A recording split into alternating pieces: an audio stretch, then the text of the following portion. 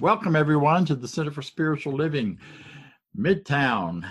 I'm so glad you're here. I'm glad that you're finding this still meaningful.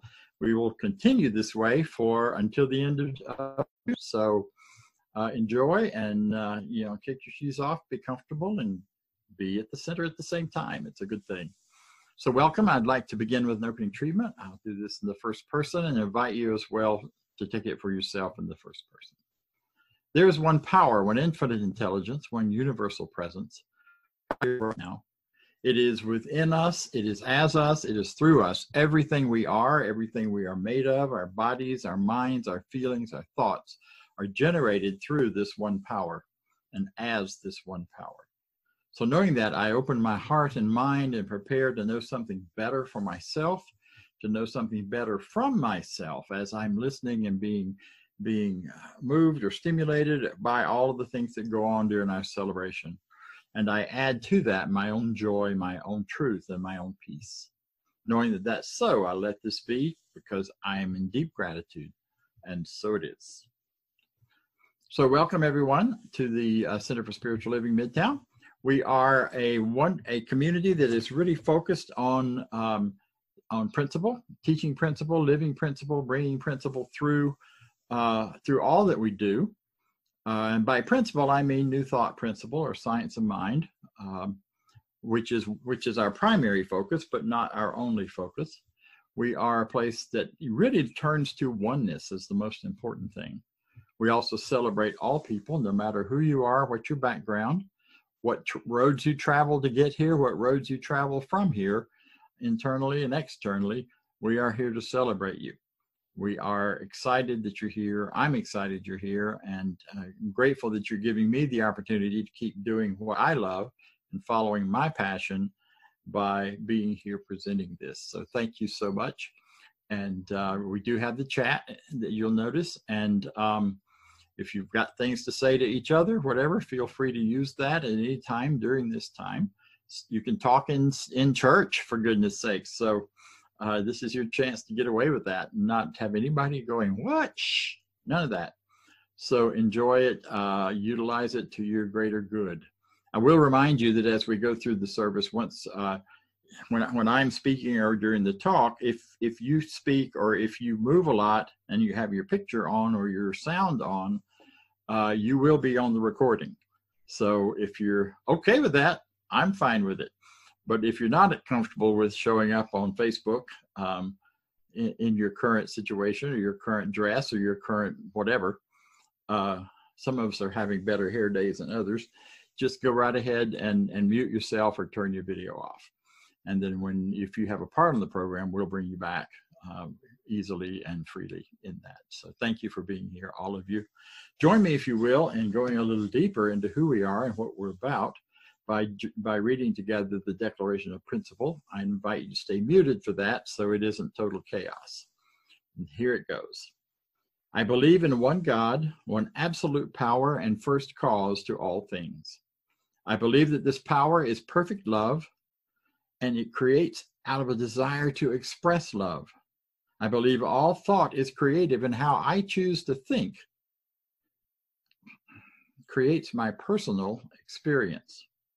I believe in the unity of all life and the immortality of the individual soul forever unfolding. I believe in the loving kindness, I skipped a line. I believe in the eternal goodness, the eternal loving kindness, and the eternal givingness of God or life to all, and so it is. This time we always invite a practitioner to share with us and to bring us a word, a story, and a spiritual mind treatment. And today we have the wonderful Lee Huffman. And you're muted, Lee. Yeah, I clicked on unmute and my screen went away. I don't know what that was. But good morning, everybody. It's nice to be with you all. Even if we can't be together physically, it's good to see your faces and see your names up there. I don't know about you, but every now and then I have a tendency to forget something that's obvious. When I teach leaders around the world, we call it a BFO, which is a blinding flash of the obvious. And so I had one of those this last week, just before the service last week, that I'll tell you about. But first, I want to read from the Christian Bible. We read from a lot of different texts in Centers for Spiritual Living. But in chapter 7 of the book of Matthew, the master teacher Jesus reminds us of the obvious. He says, "Ask, and it shall be given. Seek, and you shall find. Knock, and the door will be opened for you. For everyone who asks receives. The one who seeks finds, and the one who knocks, the door will be opened." He goes on to say, "Which of you, if your son asks for bread, would give him a stone? Or if he asks for fish, will give him a snake? If you then know how to give good gifts to your children, how much more will your Father in heaven give good gifts to those who ask him? So in everything, do to others what you would have them do to you, for this sums up the law of the prophets." Now, I grew up with the Bible as a Protestant, both Methodist and various other places, other churches, and eventually into the Baptist church here in the South, of course. And so the Bible was a big part of my teaching coming up. But sometimes the obvious thing to do is just to let the Spirit know what you desire, to clearly and concisely speak what it is that you would like. Some of you know that there's been a lot of good things happening in my life, and a big final wave is cresting right now, not just with the coronavirus, but in other things that are going on, and it's exciting times. So next week I'll be moving into a bed and breakfast for about 4 weeks downtown, and after that I'm going to go on a long spiritual retreat, personal retreat. And until last Sunday, I had no idea where I was going to go. In January, I thought I was going to hike the Camino de Santiago in Spain, which is about 486 miles, spiritual trek across northern part of the country. But the coronavirus makes that unwise and probably illegal. Next, I was going to take a hike about 500 miles on the Appalachian Trail. But now they've closed so many parts of the trail down that it's hard to get 500 miles or even a 250-mile trek that I can go up and come back. So that's been shut down because you couldn't do it without breaking some shelter-in-place rules. So I started looking somewhere else to go. And I thought, when I grew up in Indiana, there was a place called Camp Chesterfield that had a hotel that might have an opening. And it's close to my sister and my hometown. And I sent a message to them. And I thought I shouldn't just try one place. So I checked out the Ohm Sanctuary up in Asheville. And they looked to be open. So I sent a message to them. And that was early the week before last. And on Saturday, I checked again, and there were no responses. So last Saturday night, I was talking with a friend of mine, Teresa, and she said the obvious. She said, "Have you been treating for that?" And it's like, I'm a practitioner. I should have thought of that, right? It should have been the thing. So it was a blinding flash of obvious to me. So I did. Saturday night, I did a treatment for where should I go? How long should I get away? And then Sunday morning, I woke up and typed personal retreat into my email search engine because that's what I'd use for the subject line for the messages to the other locations. And none of them showed up, but a 2-year-old newsletter from the Center for Spiritual Living's One Heart Retreat Center in Northern Arkansas popped up because it contained the world's personal retreat. So just before we started the service last week, I sent a message to the minister in charge through an email and asked if she had space that I could rent for about 40 days. Of course, since she's a minister, I wasn't the least bit reluctant to drop Reverend Bob Deen's name, because I'm not ashamed of using names that are influential when I go for something. And after the service, I checked the email again, and I had a message from Reverend Sherry Johnson saying, "I don't just know Bob Deen, I love Bob Deen. He's the greatest teacher I've ever seen." She went on to say that the center was officially closed until July, but she would rent me the retreat house for 40 days to help cover their cost. So I have a 3-bedroom, 3-bath farmhouse with a kitchen, laundry, and Wi-Fi completely to myself, just 15 miles away from the Buffalo National River. 40 days and nights for less than $20 a day. So if you don't hear from me in the month of June, that is why. It's the power of the obvious, the power of treatment. I think we mentioned treatment is simply a form of prayer. It is an affirmative prayer that helps us understand clearly and concisely what we desire and deserve, and to communicate that to the universe. And when we do, the universe says, yes, of course, so it is. So let's take a moment and go into treatment together. Relax. Get comfortable in our seats and know that the world is supporting us well. Take in a cleansing breath and let it in and out. And another in and out. I'll speak this prayer in the first person because we can treat our own minds, and this activates the law of attraction for me. So know this with me, if you will. I know that there's one God, one creator, one source of everything that exists. I call this creator source because it is the source and the substance of all that is or will ever be. In the beginning, there was only source, and source was pure love, and it is pure love today. Out of the desire to express itself and spread love, source decided to expand itself to create this universe and everything else that exists around us. At that time, the only thing that existed and the only thing that exists today was source. So source expanded and created everything, including me. I am an extension of source. We are not separate, we are one. Anytime that I have a need, all I have to do is express that need clearly and concisely so that source can create exactly what I desire. When I focus on what I want instead of what I do not want, source says yes, and so it is. Everything works towards manifesting exactly what I desire and deserve. Whenever I have a need, treatment is the most obvious and most available way of having source meet that need. There are times when it seems like my treatments are not working. In those times, I know that I need to focus even more on exactly what I desire. Right now, I desire to remember that clarity in my thoughts and my focus is the primary ingredient that I have in changing the world around me. This is the obvious ingredient that I need to deploy so that I can act and attract what I need and want. I attract what I focus on, and I know that this truth will help me manifest what I desire and deserve out of life.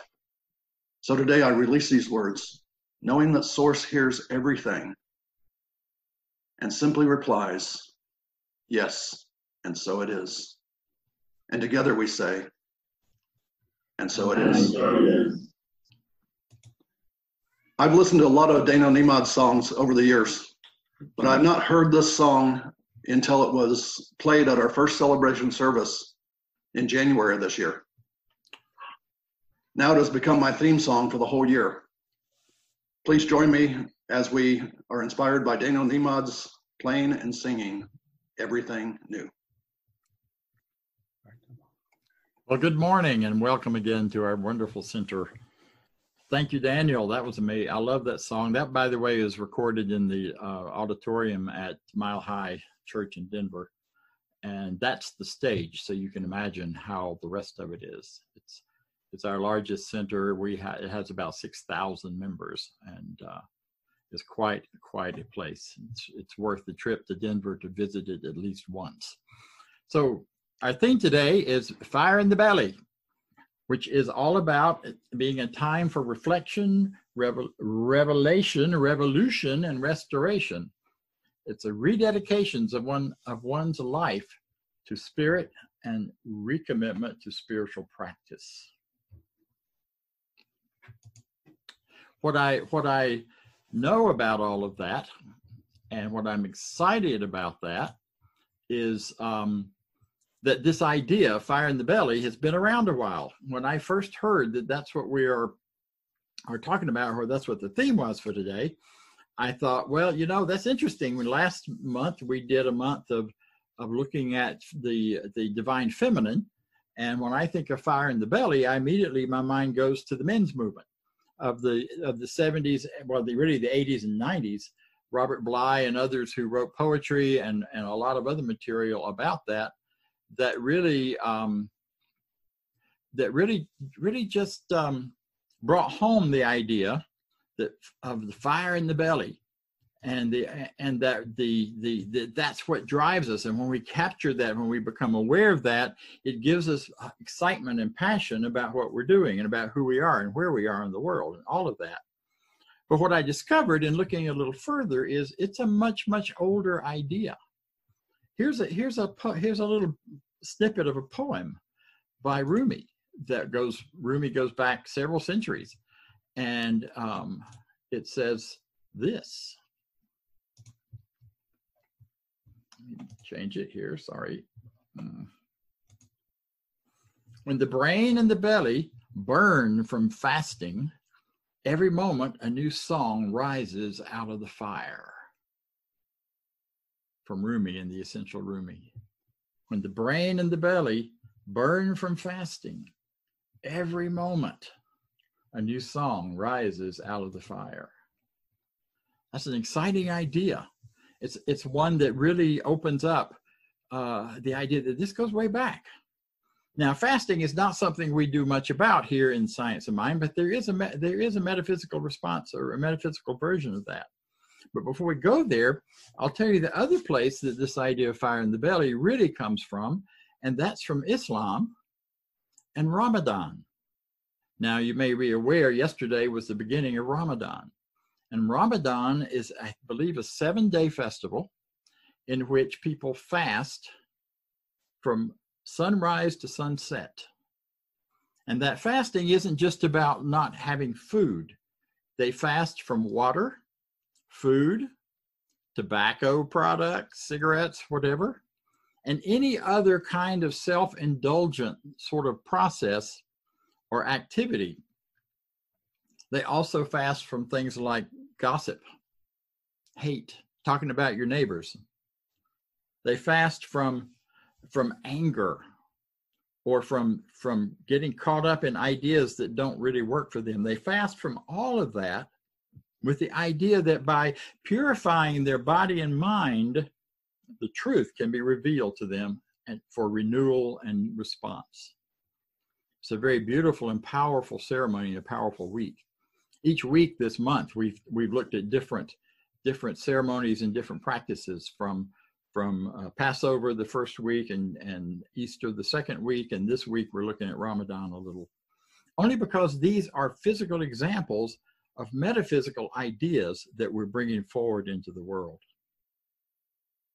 So what is the metaphysical idea here? Is the idea that we need to look beyond these physical expressions, or perhaps within these physical expressions, for the divine. Where is the divine in the midst of that? What is the divine purpose, the divine meaning for each of us individually in those things? And the first idea I want to toss to you is also a quote from, I can't pronounce her name, so I'll let you pronounce it for me. Let's see, let me get it up. There's Rumi. This is by, that's right, Sonia Coquette, I believe. You must not define yourself by experiences or conditions. These are tools you can use. They are not who you are. You are spirit, a fiery heavenly intelligence created by God and unlimited in nature. This is from her book, Soul Lessons and Soul Purpose. Dr. Holmes' version of that is to say you are more than your experiences. You are more than what you've done or not done. You are more than where the conditions of your life, your place that you live, your money, all of those things. You are more than that. You are more than anything you have yet known yourself to be. There's a greater expression of you that is right there, ready to be noticed, seen, and brought forward. And Dr. Holmes, he expresses that in the following way. I'm sorry, I had a little fun today with screen share. Not sorry, I'm happy.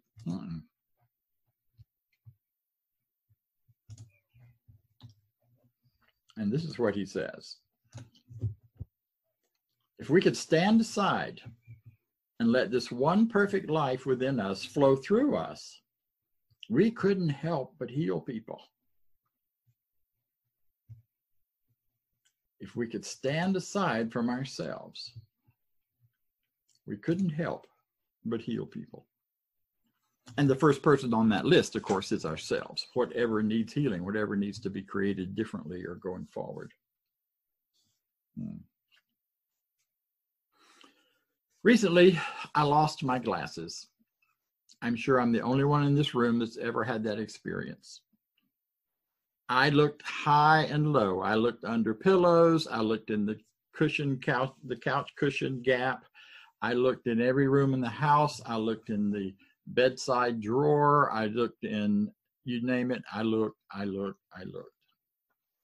And then I happened to walk by a mirror, and there they were, perched quite nicely on top of my head. See, when we start talking about purpose, so often we think it's that hidden from us, that it's not present in us always, that we have to go somewhere to find it, some way to figure it out, some way to go, some way to get there, to find the fire in the belly. But the fire in the belly is in the belly. It's not under the pillow. It's not somewhere else. You've heard me tell the story many times of the little fish that swam the 7 seas looking for water. Well, we all know how silly that is. And yet we all get lost in this idea that somehow our greatest good is outside of ourselves somewhere. If we could just find the right thing to do it. If we could just get the right idea, read the right book, come to the right center or service, keep coming, it'll work. Whatever we do to look for it and find it. But it really is right here inside of you. Right here inside of you. And some people discover their purpose or their focus for life in very dramatic ways. We've all heard those stories. One of my favorite ones of those is Buckminster Fuller. Bucky Fuller, he liked to be called. Born in 1895, the same year as my grandfather. And by the time he was 32, 33, he had lost another job, lost a couple of jobs, because from his early childhood, he just couldn't color inside the lines. When they taught math and they taught geometry as shapes and forms, he saw them as energy patterns and just couldn't get his head around what they were trying to do. And so he would get bored and leave, kind of like Ernest Holmes did in his education. Ernest didn't finish getting it very far in school because he just couldn't stay in the boundaries of what was being taught at that time, and got bored and got himself kicked out, or he quit and went away. Well, in the case of Bucky Fuller, he would not only get bored and whatever, he got himself kicked out of more than one place. He was from a very affluent family, and so they were quite disappointed in him. So after his several failures later, and by that time he had a wife and a young daughter, and he was destitute. He had no money. He had no visible means of making money, and the only thing he did have was a very fat life insurance policy. So he decided he would kill himself, because that way at least his family would be provided for. And he stood on the banks of Lake Michigan outside of Chicago, and was looking at the water. It was not frozen over, but it was very cold. And he was calculating, because he had a whiz mind. When it came to math, he just didn't like school. And he was calculating how far out into the ocean he would have to swim, or into the lake he would have to swim, before hypothermia would kick in and he would drown. And he would do it kind of from a numb place, so he figured that'd be all right. And as he got that kind of figured out, he said suddenly this voice in his head kind of woke him up. And it was his voice. And it said, but if you do that, you will deprive the world of all of the ideas and thoughts and intelligence that you've brought forward into your mind and into your consciousness up until now. The earth and the world will no longer be able to do anything with that. And he said, he went on to say, well, he described it later as, at that point, he took an oath. He said, if I take an oath never again to work for my own advantaging, and to work only for all others for whom my experience gained knowledge may be of benefit, I may be justified in not throwing myself away. This will, of course, mean that I will not be able to escape the pain and mortification of being an absolute failure in playing the game of life. And he went from there to play the game of life in his way, on his terms. He did not go look for a job. He got a lot of trouble from his family and friends, or not from his wife, but from the rest of his family, because he said, if my mind and what I am doing in the universe is in sync with the universe, then the universe will support me. I don't have to do things I don't believe in, I don't feel is right, and don't need to participate in order for the universe to support me. And he went on, as you probably know, if you know anything about him. If you don't, I highly recommend that you read some, because he was teaching our teaching, but doing it through Unitarianism. He also, but he went on to invent the geodesic dome. He invented a car in the 1950s that would get 3 times the gas mileage of any car at the time, carry 11 passengers, and only had 3 wheels. It was aerodynamically built, modeled after an airplane. He did 3 models of it, and was getting great success with it, until one of them rolled over and someone was killed, and everyone backed off. He created self-contained bathrooms in the 1920s for people who were so destitute around the time and following the Great Depression, that were self-contained, required no major plumbing or pipe fitting, and anyone could set them up. And they never went anywhere, because the pipe fitters union, or not union, but the pipe fitters and the others were so opposed to it that he couldn't find anyone to manufacture it for him. His ideas were way ahead of his time. But his goal, and as he wrote about it later, was he couldn't understand any reason for humanity not to have everything it needed. He believed if we would streamline our use of resources and use them, get more from less, we could create a world that works for everyone. And that was his phrase.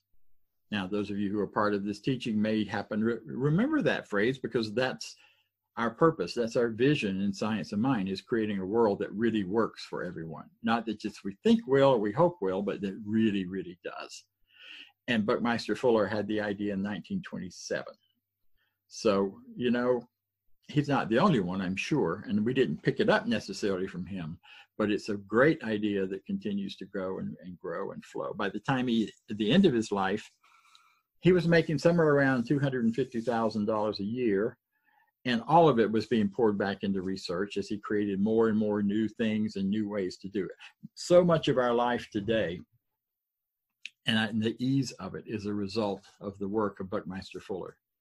The geodesic dome, things about how combustion is handled in gasoline engines, and on it goes, was truly, truly a wonderful expression. And he didn't play by the rules. He said if he got to the point where he was working on something and it just wasn't happening, or money didn't flow in to support him while he did it, he was clear that he needed to adjust what he was working on, because it wasn't in the flow of the universe. So he would look at how to do it differently, and he said it would come down to either it's way ahead of its time, therefore the world's just not quite ready for it, or he was off in some way. And he spent his whole life this way. And by the end of his life, he had traveled around the world like 42 times, meeting and speaking to world leaders and people all over the place. He made his transition in 1983 after having a huge impact on the world. And his motto continued to be, if there's anything I can do for the people of spaceship Earth to make life work for everyone, I will do it. And the universe will support me. Now that was a massive, major, beautiful kind of expression of a boom, you know, it hits you all at once and you go forward with it, and it's wonderful. Most of us don't get that. Some of us do. I've had a few moments through my life where I had a corrective moment and went, oh dear, okay. What am I going to do now? How am I going to do this? And yet most of the time it comes much more simply and much more personally in that fire in the belly. That idea of something bubbling up that I'm passionate about and care about enough to make the effort to do the work and to not worry about whether I'm going to get money to do it or whether it's going to fit inside my job. Working with teenagers is that for me. You know, I'll pay the money to pay for camp, to get myself there, to work with those kids, because it's such an amazing kind of thing for me and just burns alive in me. My first ministry ever was in I'm aging myself here, 1967. And I was a youth minister in a Baptist church. And we created youth programs. From there into 1969, I went to a whole big program in Miami where we were creating ministry to kids in gangs and other kinds of things. I was doing work in the youth prison and that sort of stuff. So you know, it's always been a passion. I've never doubted that, and it's always been a part of who I am. Always will be. As long as I tell them at camp, if you can get me here in a wheelchair when I'm 99, I'll be here, drooling and all, whatever it takes. So those things that you know in your life that bubble up from inside of you and bring you joy are part of the hint about your purpose, about your direction, and your going forward.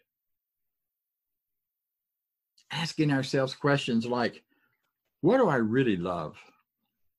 Because, you know, the great guiding factor in this, we are here for one primary large purpose, and that is to love. To love ourselves, to love each other, to love those things in the world that really captivate and capture us. So what do I love? What am I passionate about? Someone once said, what would I do if I weren't getting paid for it and I would do it anyway? All those kinds of questions raise those kinds of passions within us. And sometimes we have to do what Lee's going to do and go into retreat and get away from all of our usual regular activities, kind of like an extended Ramadan, and allow the greater truth within us to come forward. I just think that's one of the great gifts of what we're going through right now in the world. We've all had to pull back from our usual activities. We've all had to stop running around doing the things we were doing. We haven't had to. We could choose to, one way or another. And that's given us time and the opportunity to use this as a time to listen within, to see what the fire is saying to us, to see what that idea, that dream, that something in us is wanting to bring forward. What can I offer to the spaceship Earth that without me, it might not happen? That may be the answer. That may be the question that can bring forward that answer from within you. We all have unique gifts. We're all here for a purpose, and the purpose is to live. The purpose is to love. The purpose is to give our gifts and create our lives accordingly. Sometimes it's short-term initiatives. Sometimes it's long-term initiatives. Short-term initiative came from Lynn this couple of weeks ago or last week. She got this idea and this urge, and she wanted it to happen. She brought forward a letter to all of you to say, how are you doing? Are you okay? We want to reach out to you. Anybody that didn't get it, be sure and send us your email so we can get it to you, or your snail mail.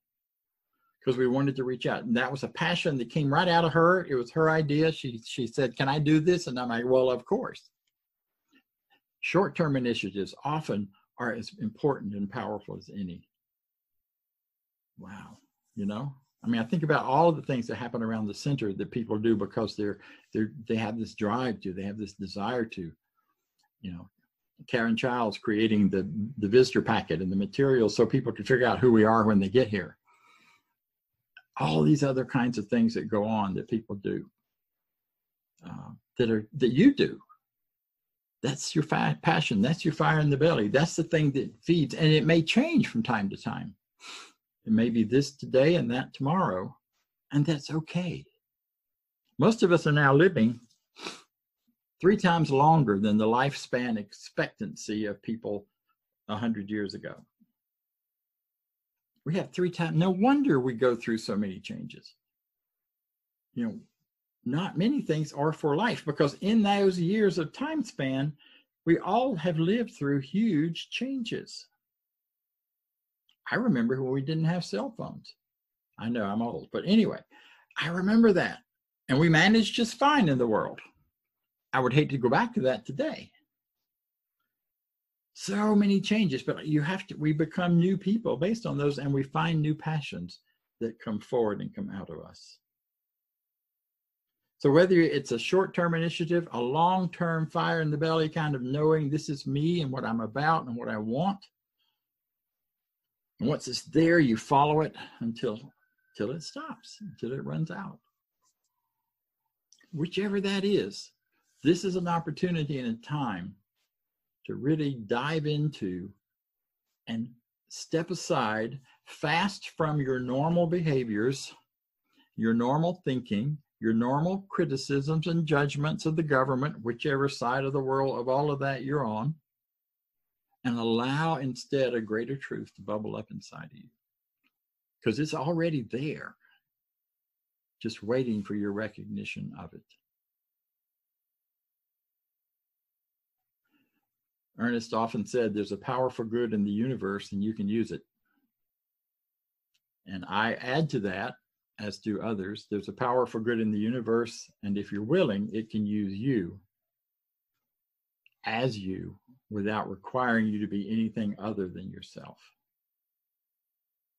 This is the truth. This is my truth. I let it be, and so it is. Thank you so much. So what I'd like to do next is invite you into a meditation moment where we can spend a little time just listening within ourselves to what is ours and what is ours to do. Because that's the bottom line question. What is mine to do? What is mine to be? What do I care about? So I invite you to close your eyes if you're so willing and so moved. Nice deep breath all the way in. Feel the breath as it comes in and goes out. Allowing yourself to relax into the moment.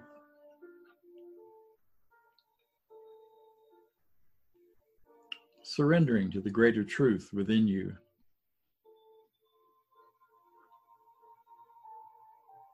Surrendering to the idea that it is there. That there is within each of us a divine impulse, a divine power. It's always there. It thinks our thoughts, it breathes our lungs, it beats our hearts.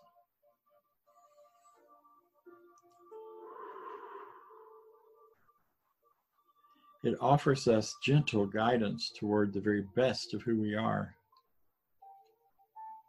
never overriding our freedom of choice, for all choices that serve us are good.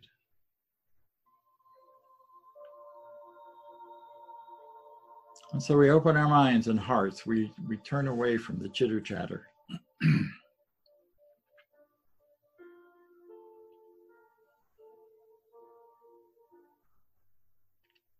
And we gently listen.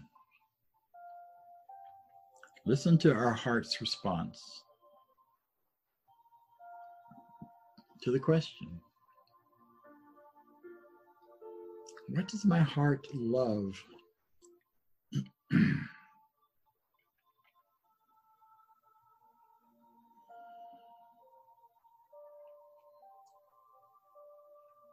What am I passionate about?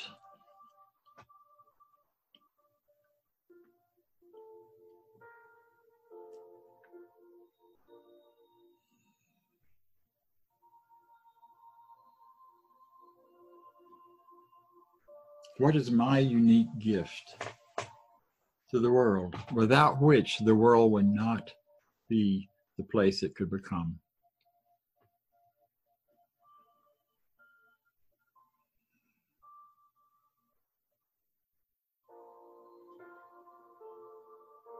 And as I recognize who I am a divine being having a physical, emotional, spiritual experience, walking through time and space at this time, part of a great and powerful and amazing universe, cosmic experiment perhaps, of creating a self-knowing version of itself. Knowing that that is who I am, I can trust that the ideas, that the answers to these questions that bubble up from inside of me, that burn out of me, that fire me up, are the true questions and the true answers. And I know it and recognize it as each failure becomes an opportunity to know and to grow. As anything that looks like misfortune and misadventure becomes a step towards greater knowing and greater expression and greater living. As I listen to those whispers inside of me and I say, yes, this is mine to be, this is mine to do. And once I've agreed to it, I simply pay attention to what the next step is that pops up in my mind, and I take that step, whatever it is. I utilize the powerful good in the universe that is mine to use, and to use well. And I open to that same power of the universe that can use and guide me as well. I'm grateful for this. I'm grateful this is my truth. I'm grateful this is the truth of God now, because I've spoken my word, and my word is the word of God. So as I speak my word, I know this is who I am and what I am becoming. And I'm excited for the next thing, excited for the adventure, excited to be who and what I am right now. And in that excitement and that joy, I can release this now, letting it be so. And so it is.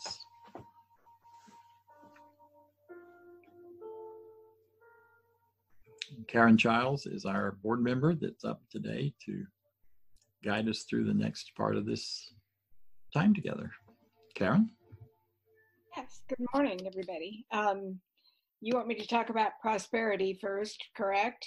Do you have that screen for me?